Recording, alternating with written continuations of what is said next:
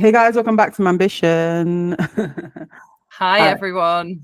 hello, this is Tiffany, and I've got Alex, and we have got a guest for you today. Take it away, Tiffany, our first guest. yes, we have Sara Madera. Thank you so much for joining us today, Sarah. So I'm just going to briefly introduce Sarah. I hope I do this justice.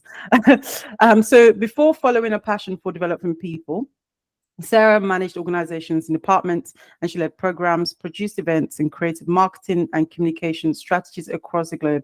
She founded her business, Plan Creatively, to help working moms rekindle their career passion while gracefully balancing family and work, ensuring that they also take care of themselves. As a certified executive coach, a natural listener, and a mother of two, she helps each woman envision what success looks like as a working mother, at home, at work, and for herself. She makes that vision a reality through individual, corporate, and community coaching programs. And Sarah has also been featured in Fast Company, Forbes, Fortune, Business Insider, and Parents.com. Take it away, Sarah. Welcome to the show. Woohoo! Thank you, guys. Thank you so much for having me. That was great. Oh my gosh, if you wrote that, you might just send it to me. That was a great bio. Take a moment and just bask in how amazing you are. Yes.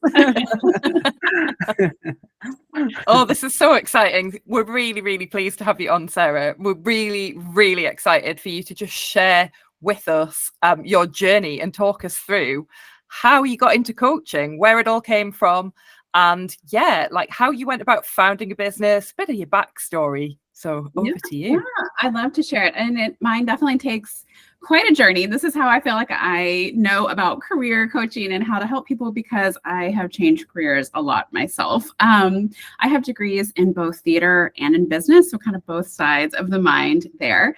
I started in theater and events. I worked at Disney as well as some nonprofits, NGOs, kind of ping-ponging back and forth for a bit. I managed weddings, corporate events, galas, and helped with the opening of Hong Kong Disneyland, which was really fun. And then I kind of moved into arts education. So kind of following a little bit more of that theater side. I taught Shakespeare. I ran an organization that taught Shakespeare to grade school kids in New York City. And then moved down to DC, Washington, DC, and worked in creating an arts education strategy for the district. But then I was like, oh, I really miss Asia. So we moved back to Hong Kong, and I found that arts education wasn't really valued the same way in that, in that market. And so I moved more into marketing communications, leading teams around, in associations and clubs mostly.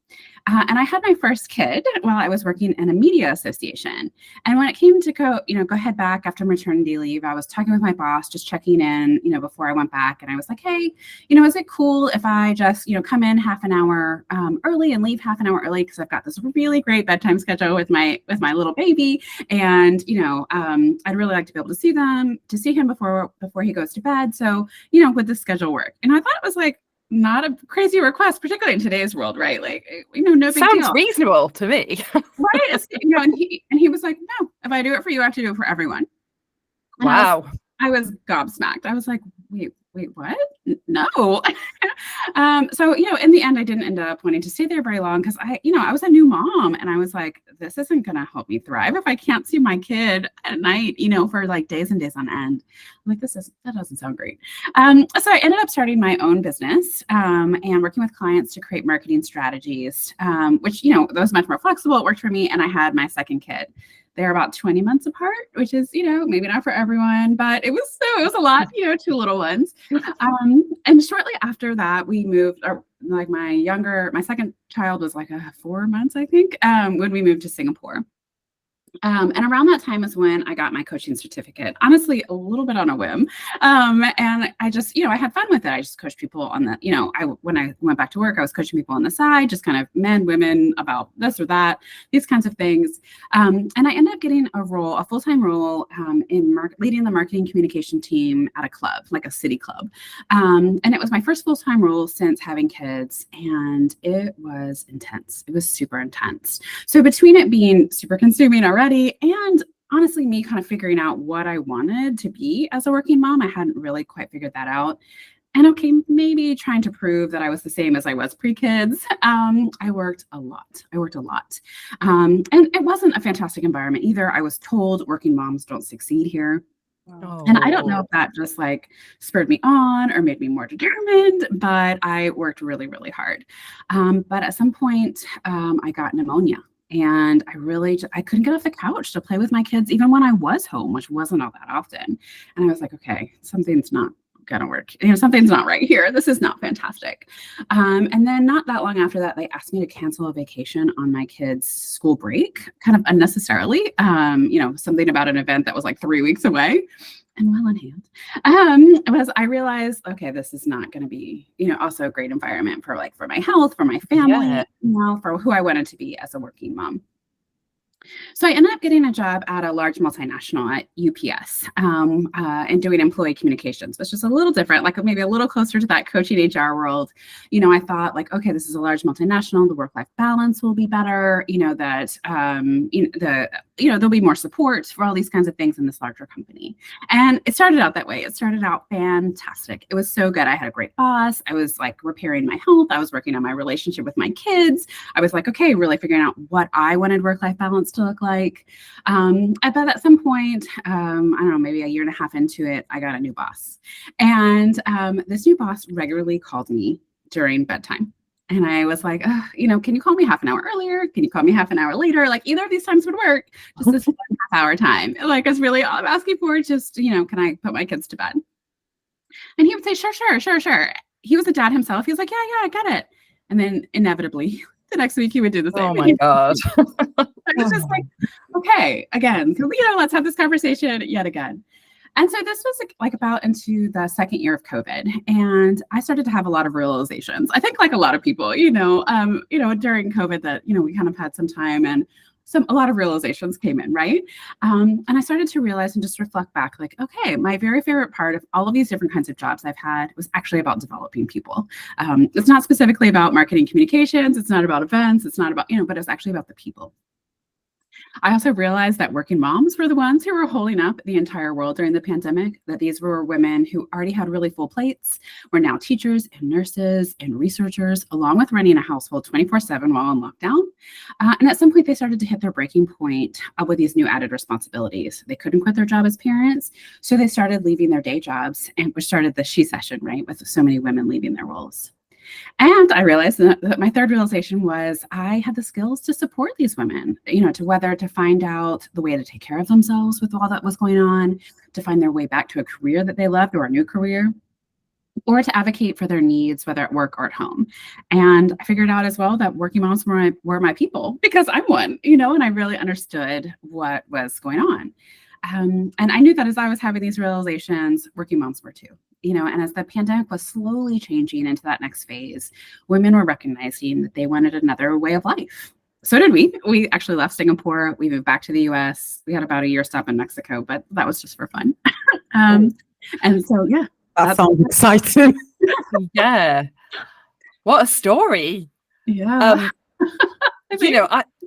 All the travel, but I think the kind of travel. self-discovery and realization, and both Tiffany and I became mothers in the pandemic, so we kind of weren't doing that massive juggle that people had to do where they were like homeschooling and stuff like that. But I saw people doing it and really, you could see how intense that was. But, I think what's really struck me is hearing you talk about your experience and the unsupportive nature of particular bosses and how, unfortunately, how typical that is, and how you must hear that all of the time from the people you coach. And I guess, sorry. No, I definitely do. And it is, and my heart goes out because I feel it. I feel that from them. And I was like, I want to be able to be, the person that I didn't have, right? And I have that support. And it's true. And it was one of the first programs that I created was about kind of this work-life balance. And like, because I recognize that looks different for everyone. And I was like, okay, how do we create what your version of success is, right? Because Alex, your version might be different from Tiffany's, it's different from mine. And like, how do we really figure out what that is and help you feel empowered to create that and the confidence to make that happen? You know, I wish I had that kind of person to kind of tell me that, you know, behind me going through those kinds of experiences. And I try to be that person, as you said, like for women who are going through that now. Yeah, and I'd love to know, Sarah, as well, like, because obviously sadly you're not, you're probably one of the many women who experience this frustration at work, right? Mm. I'd love to know what made you decide to take action on that, because I think, there's so many ways to look at the situation and think, oh, I'm frustrated, but I'll keep trying, or, oh no, just, I don't know, give up or give in. Like, what made you actually think, I'm going to do this, I'm going to make this happen? Yeah, I think that, oh my gosh, I don't have a good answer for this because it just felt like it was just meant to be. It really felt kismet in so many ways. It was like, we decided to move back. We decided, during this time of the She Session or Great Resignation, when so many women were leaving, when I was really sort of feeling like this is what I can do and this is what I have to offer the world.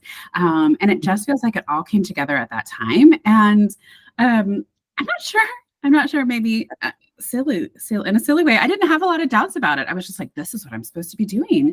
And I won't say I definitely have doubts now sometimes. Don't get me wrong. But at the moment I didn't. And I was just like, this is where, this is what I'm supposed to be doing. And there's, a huge need for it. And I still feel that way in a lot of ways. And I love helping all the women that I do. But yeah, it just was like here, this moment of light. I was like, yes, this is what I'm supposed to be doing. But that makes sense. I think a lot of times, like a lot of great decisions are not necessarily, they don't always have to be logical. And I think sometimes we're waiting for this, hard facts, but sometimes you have to trust something inside of you that you cannot explain, and just trust that you'll figure it out, even if it doesn't work out, whatever that decision takes you. So I think for a lot of women maybe listening to this, it's just like sometimes just trusting your feeling you have, trusting the fact that you figure it out, but don't wait for the perfect time, right? I think that's what I'm also trying to allude to, that waiting is just another way to delay our goals and dreams. Maybe it's just trying it and, figuring out as we go. Yeah, agreed. And maybe not everyone is ready to like move across the world and, just to kind of jump in full, with both feet. But sometimes there's small steps you can take, right? And just exploring, even while you're working or whatever that looks like to move you forward. Exactly to your point, and just explore, try it out. Do you like it? Do you not? Like, that's information. And how do you help women to kind of, when you're coaching them, what does the process look like in helping them sort of discover their purpose? Because I think when we kind of chatted before, when you, Tiffany, and I met, a couple of weeks ago, we chatted a little bit about often people know they want to make a change, but they don't know what they want from life. So how do you sort of, I guess, drag them to that decision? How do you get them to that point? Yeah, I mean, and it is a little different for everyone. That for sure, the very first piece is figuring out what you want, right? What is it that you want? Not what your mom wants, not what society wants, not what your partner wants. What do you want life to look like? And that takes a little bit of exploration. I just did a workshop with some women, and when we got to this point, it was like crickets. Like nobody could, it was like, and it wasn't like we were asking for big things. Like, do you want, more energy in your life? Do you want more rest? Do you want, more time and space for yourself? Like, you know what I mean? It didn't even have to be like, I want a new career and this is what I want. It didn't even have to be yet that clear, even these small things. And I find that with, so often with working moms that we don't give ourselves that time and space to really like, what do I want? Right? We're taking care of our boss's needs and our kids' needs and our partner's needs and the house's needs and, our animals' needs. But giving ourselves time and space to be like, what do I want? And so sometimes women who work with me, it's just like, they actually get to carve out that time, and just having this like free space in which is only committed to themselves allows them to sort of figure that out. And we talk about, is it through visualization? Is it through just sort of like connecting in with that inner voice? Is it through exploration? Is it through like trying a few different things and like, oh, what do I like? What does bring me joy now? Now that I'm a mom and now that I'm working, and really figuring out what it could be, what could life be, and to really create what it is that you want, what will create success for you, not your mom, not society, but actually for you. I'd love to quickly say as well. I mean, do you ever get many women? I think a lot of it is maybe women feel like it's a selfish thing to do. Mm-mm. Yeah, because you feel like with motherhood, it's this idea of investing yourself into your family and your children. And sometimes it feels, I get that, like this sort of mom guilt around like, oh, is it selfish to want something outside of that? So I'd love to know whether that's a theme you come across a lot of, or how do you also like talk to women like that about this topic, about feeling bad for Yeah. wanting something? Yeah, it's so interesting. I have some women who have mom guilt, right? Which is totally understandable. And I have some women who have work guilt. Oh, It's actually not about mom guilt. Yeah, like, I find that most people don't have both, but I'm sure there are people out there, but most, I feel like it's not other. And, I find that this comes up more often when when women haven't decided what they want. And so they're just really being pulled in these different directions. Like, work tells me to do this. And, whoever's telling me to be this kind of mom, and these kinds of things. And the more that we are being kind of pulled and not sort of owning our own decisions, I find that that guilt is more likely to grow and more likely to sort of help you feel, or not help you feel like overwhelmed and stretched and all of these things because you're trying to answer to everybody else's expectations rather than really just owning, like, no, I'm going to work until 5 p.m. because that's, what I want and need to do. And then from, 5 to 7, then it's, kid time and I'm fully present and I'll do that. And I'm going to own this. I'm going to own this decision and, not feel guilty about it and just feel empowered that this is the life that works for me. And this is what creates success. And so I find that that is, what can sort of help eradicate some of the guilt, knowing that you have this 5 to 7 time or whatever the time frame is, dedicated with your kids, every night. And it's going to be great quality time, okay, it's maybe not about quantity for working moms, but knowing that it's quality, that I'm going to really connect with them, I'm going to talk with them, I'm going to be present. And I find that, just being like decisive about it by deciding like, this is my time and I'm going to make the most of it. It can really help with that guilt and that feeling stretched. Yeah, I can totally relate to that. We've talked previously on the podcast. I get to work for about 8:30. My poor son's like the first kid in the door at nursery, so I can be there early, get him in there, get to work, but leave at 4:30 so I can get him home. And that for me is quite a hard boundary. But the trying to not feel guilty about it's really hard because people, even though you were there before them, people just see you leaving like early every day when actually it's not early. I've done the full day's work. Wow.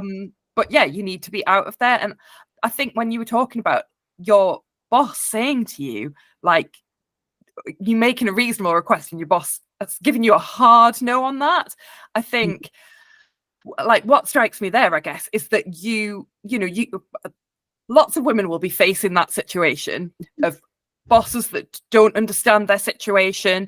And I guess maybe they can't put a boundary in there, but what they can do is potentially make that choice to look for another job that does give them that flexibility.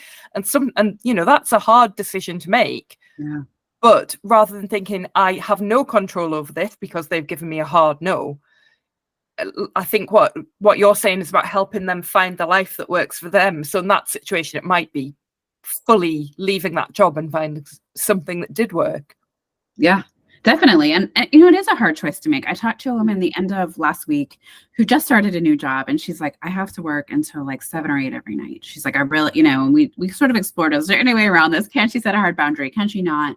She couldn't. And she was just feeling so stressed about it. And I was like, that's okay, right? If you have to work during the week and like you're just going to commit to work during the week and your partner's going to support, helping out with the kid in the evening, then your weekend is maybe your time to mom really hard, And on the weekends is when you are just like all about your kid, and that's when you're present. And that's how your life needs to look. And for this amount of time, she was like, I have to be in this job for a year.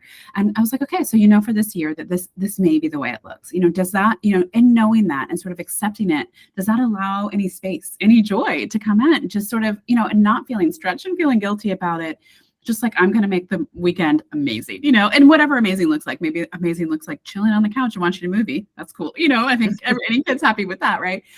But that's when I'm going to focus and really have that be mom time. And, you know, sort of owning that, you know, again, it's not ideal for her, but sort of owning and accepting that can maybe just free up some of that guilt, that space for that guilt, from that guilt.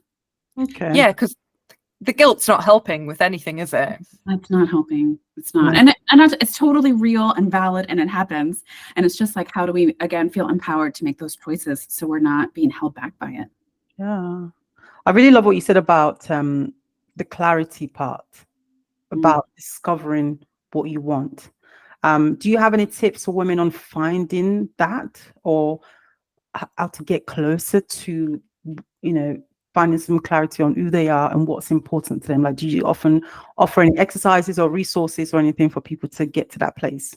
Yes, I love that you asked this. So one of the first things that I do with all my clients, no matter what kind of program they come in through, whether it's, you know, looking for a new career, whether it's work-life balance, whether it's, you know, like creating more even with the demands at home, you know, even out the tasks between you and your partner, no matter what the program is, we talk about values. And I know that sounds like so kind of basic, but it is in the most beautiful way, right? Like, let's articulate and actually put words to what is important to you. Why is this important to you? And what I think is great about this is because while there's different kind of bubbles, right? And you know, kind of your core, you have your professional values, your personal values, and your family values. And while there's different ones, there's only sort of 3 to 5 per area. So that's great. So not only to help you communicate, this is really important to me because I really value connection, right? Or something, you know, I want to make sure that we have time to sit down because I value connection. But also it can help you let go of things too, right? You can be like, okay, like cleanliness, not on my core values. You know what I mean? Maybe my house. Oh my God, it's right? Like, it doesn't. Why do you think my background's blurry, guys? Right? I mean, like, okay, like everything can't be important, right? And particularly when we have kids and we're working, right? There's really a limited amount of time. I mean, for everybody, but particularly for us, right? So not only do these values help us be clear, okay, yeah, this is why this is important to me. This is where I want to focus. This is, you know, I want to make sure that my next career, I don't know, I just said it's about connection, you know, it's connected to people, right? This is obviously clearly important to me. And, I don't know, salary isn't as important to me, you know, maybe that's not as important to me. Money didn't show up on my list. It wasn't something that I articulated and came up. So maybe that's something I can let go of as well. And I think that just sort of like being aware and knowing what these words are, you know, knowing how to use them can really help kind of lead that path to clarity. And just, you know, as working through that, oh yeah, that didn't come up. So I don't, you know, I can let go of that. Oh, but let me focus in on this area on these words that really came up and, you know, really showcased, you know, who I am as a person. Wow. I love that. Thank you so much. I think the values, it's important because we discuss about can mothers have it all as well, and this idea of yes, you can have it all, but you have to define what all is. And time, what is all like? Is it, you know, there's so many things, but like the values have you, it kind of restricts what you can have, but it makes it the right things. And I think that's what I'm learning, especially in my journey. I'd love to know, I mean, what other themes do you come across with women? I mean, aside from obviously but lack of clarity, is there anything that you typically find, maybe confidence, or that women come to you with? It's so funny. I would definitely say that is an issue, but that's never what people come to me and say, or rarely. I will say not never, but rarely. But I will say, I feel like confidence is one of the big things that people get out of working. At least with me, I'm sure with any coach. You know, that's definitely an outcome. But you know, they come to me with issues like they feel like they're failing at both work and at home. Like, you know, that they just can't get ahead and they can't, you know, they don't feel successful. Guilt, which we talked a little bit about either side. I hear a lot about feeling they feel unproductive, like they need to be more efficient. How can I be more efficient? And wanting to be more present with their kids. You know, it's hard at the end of the day to sort of turn off the work brain and like actually be present and actually have that quality time, you know, with their kids. I think those are sort of the main ones. And that, you know, that can look like different things, right? So sometimes it's come through, kind of figuring out work-life balance. Sometimes it's finding a career that, works a bit better, for the life that you want. Sometimes it's about, okay, now I'm going back to work, after having a kid. What is, what do I want motherhood to look like? Working motherhood to look like, something that I did not explore. So I'm so happy to help women explore it and kind of get ahead of that curve. That those are kind of the topics the themes that I hear. But I do love that you brought up confidence, because I do think that feeling of empowerment, that feeling of confidence, is that amazing outcome that no matter what, you kind of come in with, that's something that you leave with, that really just makes a huge difference. Okay.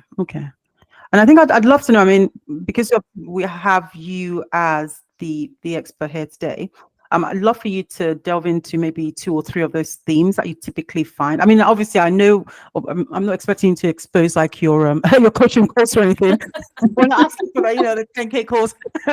But just, if you can delve into maybe 2 or 3 typical themes, and just how you would help those women combat it and work through it. That would be very useful. Briefly, of course. Yeah, no, of course. We're not going to make you role play it or anything. We're not trying to we'll go through it all right now. But I think that's great, because I have heard, like, each time I sort of coach someone and I start to hear these different topics that come up, and that's sort of like how my programs have developed, out of hearing these different needs, right? So that I really, like I said, I kind of started with this work-life balance. What does that look like? And that looks different for everyone. And again, really working on our values, and then really creating that life that you want and feeling confident to do that. And sometimes that's exploring, right? Not only first the clarity piece, but then, okay, what do you need now that you know what it is you want? How do you get there, right? What resources do you need, right? So if it's like, you want to have more movement in your day, right? So you want to work out for 20 minutes. And so maybe you ask your partner to make lunches so that you can do that, right? You want to spend more time with your kids in the evening, less time, making dinner and cleaning up. Can you use one of those food services, or, pay a neighbor to make dinner for you, or something like, what I mean? Are there different kinds of options that you have there in terms of resources, to make sure that what you want to happen can happen, right? And then after that, it's like, how do you shut out the noise, right? Because there's always going to be kind of that voice in your head saying, oh, you're not doing enough, right? Or a real person in your life saying, you need to be doing this, and just sort of feeling like, no, it's cool, I got this, and feeling that empowerment to make your own version of success. I know what's going to help me feel successful, and I'm going to do that, right? To figure that out. So we do a lot of that. And then from that program, from kind of figuring out the work-life balance, it made, I heard a lot about when women were heading back to work, kind of like I was saying, right? And so in that program, supporting women, that we look at their logistics needs, their emotional needs, and their professional needs, right? To really ensure that they are looking at their whole life, and prepared for this big transition, right? That we often go from kind of being just a normal person or regular person to being a mom, to being a working mom, often within a really short amount of time, right? And that's a huge transition. So how are we making sure that we kind of hit these different parts of your life to feel successful? And then out of those conversations, I discovered that, I guess I didn't discover this. I knew this, that motherhood changes us, right? But changes us in more ways than I realized. And that sometimes our careers don't fit anymore, right? And that, and like whether because the culture doesn't fit, like I think Alex has talked about before, like travel is, different now. The long hours, I particularly people who like work in agency life, like the long hours is now hard with a kid, or even the role is no longer interesting. Like now I'm really interested in like, health, and I, used to work in, I don't know, mining, you know what I mean? And so now this just is no longer exciting. I don't know, that's a real big change. I don't know. So I developed this program, and now it's probably my most popular, is to help women create a career, to find that career that works for them in their lives now and their careers into the future. And there are a lot of those kind of like light bulb moments, and the puzzle pieces really fitting, like, oh my gosh, yes, these skills are in like this, this area, like, oh my gosh, this is amazing. And developing that strategy for how to connect the dots, to get from their current role from what did I say? Mining to health, right? Connecting the dots so they're not starting at the bottom, so that they can really create that life that they want, as well as the messaging. And that's why I'm like, oh, right, my marketing communications background does help here. That's good. That's useful. And then from these conversations about career and kind of different career directions, I heard that women were feeling held back in their careers because they have to do so much at home, and it didn't feel like an equal balance with their partner. So I developed a program to really help women have those conversations as a partner, as a partnership, and within their relationship, and develop a system that works for them. Not a one-size-fits-all solution, which I think there are some out there, but really develop that system within their own household to help them get the support that they need so that they can go after those career aspirations that they want. And again, starting with values, but in that case, it's not only the personal values, but the shared values of the home. Right. And so ensuring that your partner is also has the buy-in, right, to make sure that he or she wants to support and having that movement forward. I absolutely love that you're talking my language, because, I say quite a lot that I think really one of the really key things is and I think it's a hard thing to do because social roles are so ingrained. Women end up picking up loads of stuff, whether they want to or not. They just end up being the ones that do it. But I think empowering women to have that conversation about, hang on, I'm not doing all of this. It's impossible and it's unfair. And actually, if you care about me, you don't want me to do all of that. Like, we need to have an open and honest conversation about how we transition the relationship and make sure that, you are supported at home. But I think because there's that social expectation, it's a really hard thing to do. So that sounds amazing.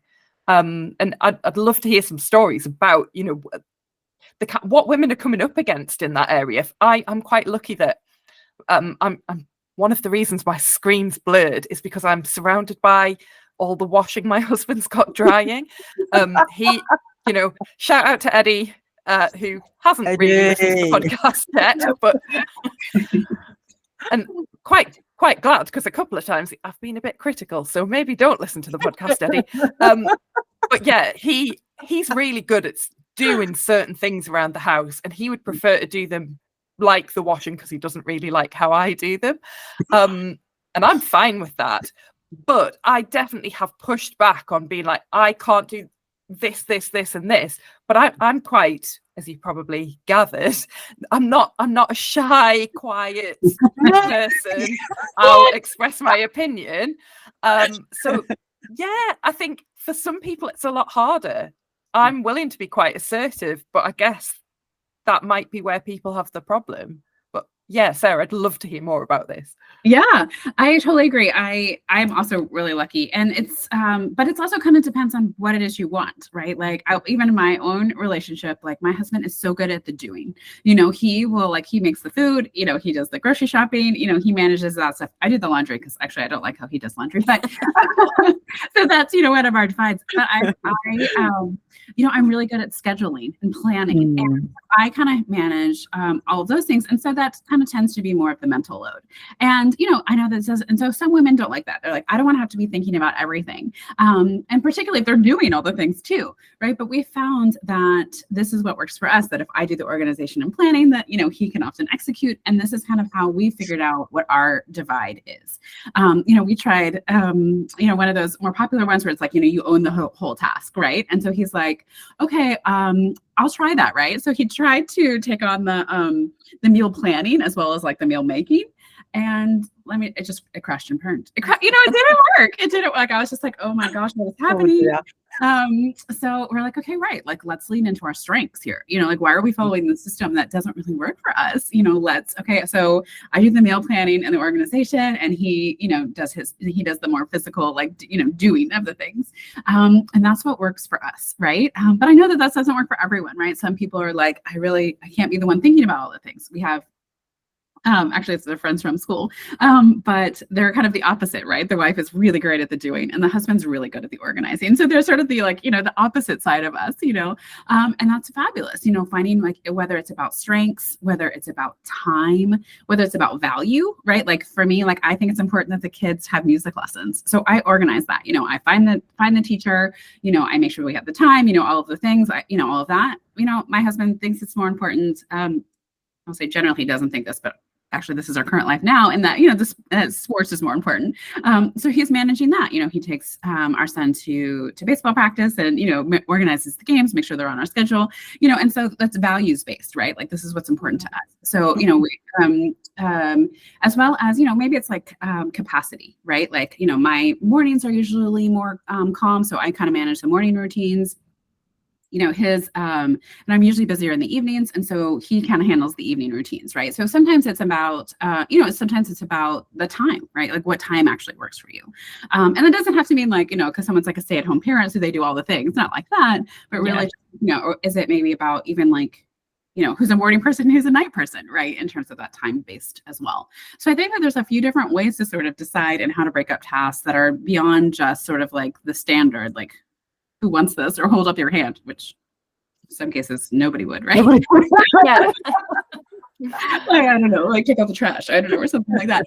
But different ways of deciding like what actually works for you, like strengths, values, capacity, time, these kinds of things. I really like that. And I love the playing into your strengths and kind of looking at how you complement one another. And I think, it is really hard, and it's definitely, like you say, it's one of the things holding women back, isn't it? It's in a lot of cases, it's not necessarily just the career's difficult. It's difficult because they're carrying all of these different roles. Yeah. Yes, I hear that, because they want to get promoted, but they're like, oh, I'm worried this is going to take more time, and I really don't have more time to give because I have XXXX2 at home, right? And it's worth, it's worth having a conversation for sure, particularly if it's holding you back from what you really want. Yeah, and I think I don't know. I'd love to get your perspective on. I think this leans into the idea also of being able to ask for help, because I think around this is sometimes women feel like we need to prove ourselves. We need to be this amazing career woman, but also amazing in the house. Everything's tidy and organized. But obviously, sometimes you need to maybe number one ask for help, and another one is allowing maybe the man to do an imperfect job of something. Yeah. I've had that in the past where maybe it's like, I don't know, getting the kids ready. And I say, no, don't do it, because I know the outfits will be snatched. I can't deal with joggers and a shirt or something. And sometimes my husband's like, he's just so glad he's gotten them dressed. So I'm like, wow. So I'd love to hear your take on kind of those themes of asking for help and, like I said, just not expecting everything to be perfect and just being okay with a little bit of it's just a little bit of chaos. Yeah, it's true. It's so true. I mean, and this is, I totally agree. I think this goes back to the values, right? And it's like, okay, if I'm just going to say generously, maybe beauty, right, is a really important value to you. So it's really important, like how the kids are dressed, right? Which is fair. And I'm no judgment about that. Then, okay, then maybe you want to own that task, right? You want to own, dressing them because this is really important to you. But if beauty didn't show up on your values, it didn't really come up, and it's just sort of like a minor annoyance, then, is it something that you can let go of? Is it something that you can be like, well, they're dressed. They have they will survive, and it's just one day, right? And is that a way to sort of give yourself a little bit of space, give him a little bit of grace, give yourself a little bit of grace to be able to, like accept the help, right? Accept the help a little bit. And like, it doesn't always have to be perfect. Yeah. I kind of like the idea of doing it from the point of view of your values, and like you say about beauty, because if that isn't one of your key values, are you doing it like what is the cause of you thinking they have to be in a perfect outfit? Is it to do with expectations? Again, is it to do with what other people think if they're not in a perfect outfit? And I'm all about kind of letting go of what other people might perceive of your actions. I think for me, if it's about perception, you can't control their perception anyway, most of the time. Yeah. Yes, I love that. I think that's so true. There's nothing you can do about it anyway. And I guess, I will tell you, as my kids are getting a little bit older now, I feel like this is getting easier because they want to dress themselves anyway. And sometimes they have, my husband would do a better job. You know what I mean? Than what my kids are coming with on their own.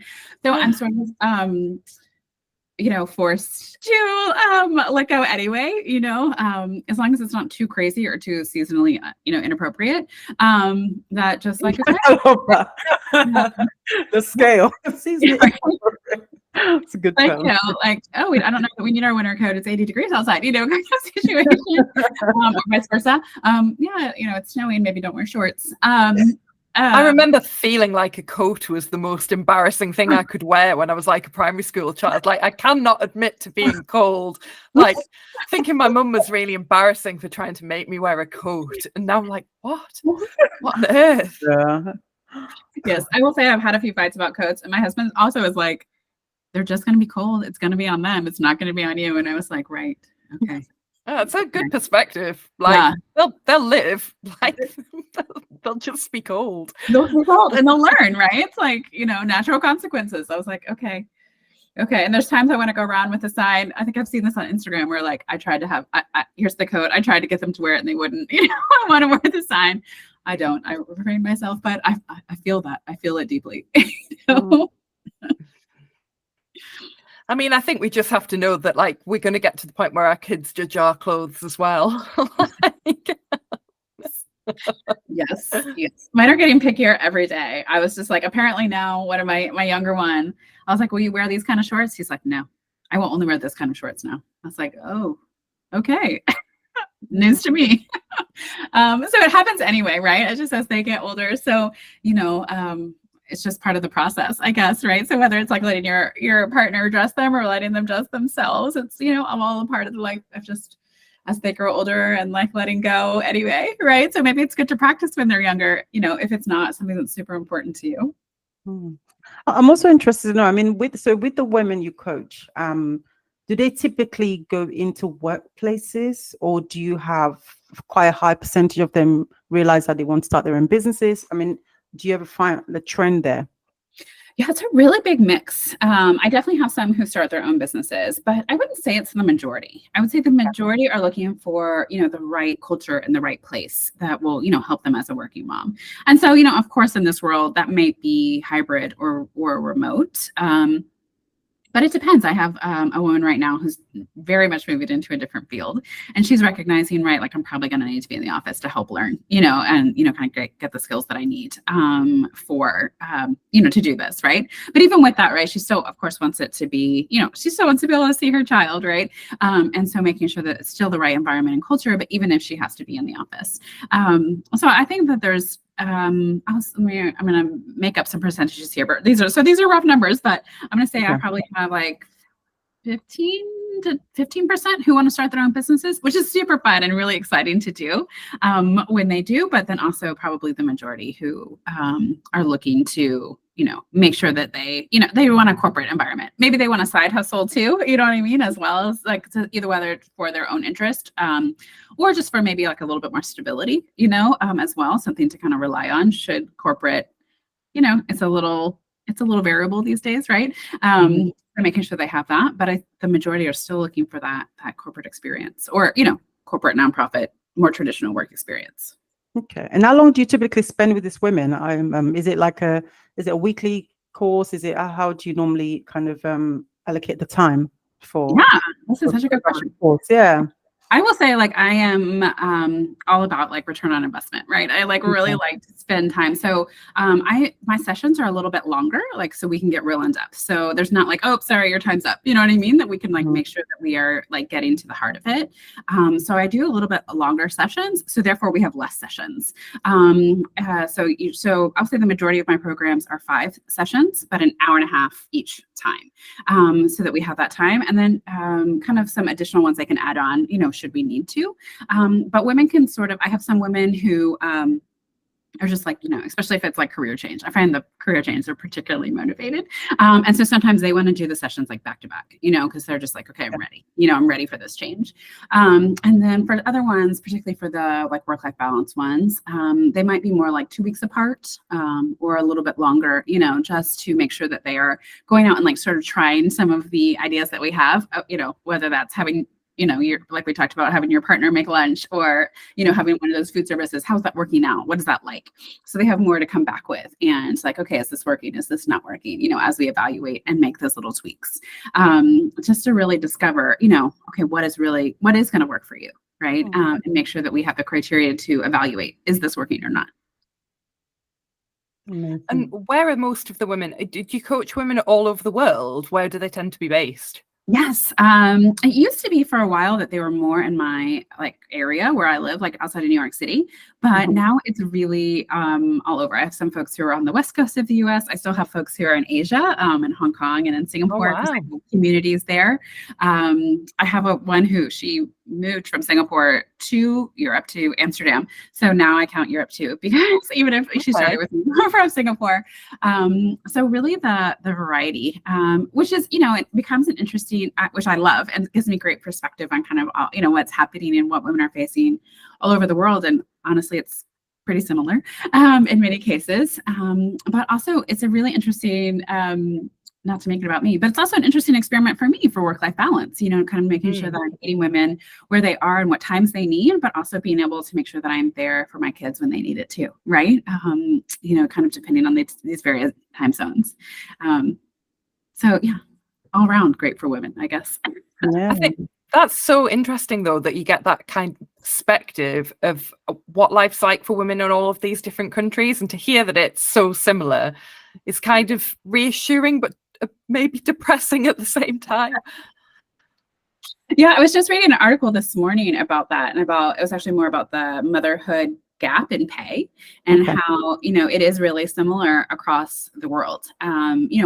It's not as big in more equal cultures, but that still across the world, it's still a common issue. It's still happening. It's still, which is not a good thing, right? It's not a happy thing, but also in some ways unifying. Can we come together, globally to make a change? Those are the things I like to think about. Yeah. That's so interesting. And I think for us, that's one of the reasons we started the podcast, isn't it, Tiffany? About, it's what you said about you wanting to be the person, the coach that you would have loved at the time, the person to kind of guide you. I definitely found going back to work tough. And I think I would have loved to be able to listen to a podcast like this at the time. So we're trying to kind of speak to people like you, share that experience with the people who listen to the podcast, really provide them with, I guess, living examples of people who are managing, both of managing and sometimes not managing, both aspects of their lives, and making sure they get the most out of it. And I think the idea of bringing people together globally is a really nice one. And when we say people, women, bringing them together and, sharing that experience. Yeah. Yes, I love that. I love your podcast. I listen to it and I'm just like, yes, I love this topic and this topic and this topic. Like I feel at home when I listen to you guys. So, thank you. Thank you so much, Sara. That's really lovely to hear. I think we'll start to conclude it there. But I mean, we'll give you the floor again and just say, if someone is looking for you, where can they find you? Like, what is the next step for someone who's looking for a coach like you?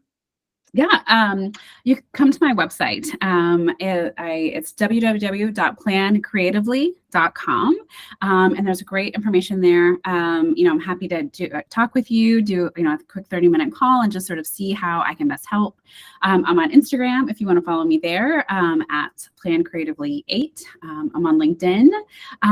But just definitely please come join the conversation. I would love to hear from you. I want you to know that it is possible to create the life that you want as a working mom. And I'm here to help because I've likely been there. I love it. Thank you so much, Sara. I will leave all the information in the links for this. And thank you, everybody, for joining us. It's been amazing. It's been really just really useful just listening to these themes. And I hope we are adding value to everyone's career journey and motherhood journey as well. Yeah, thanks so much, Sara. It's been absolutely fabulous. First guest, and you've been amazing. Thank you. Sorry.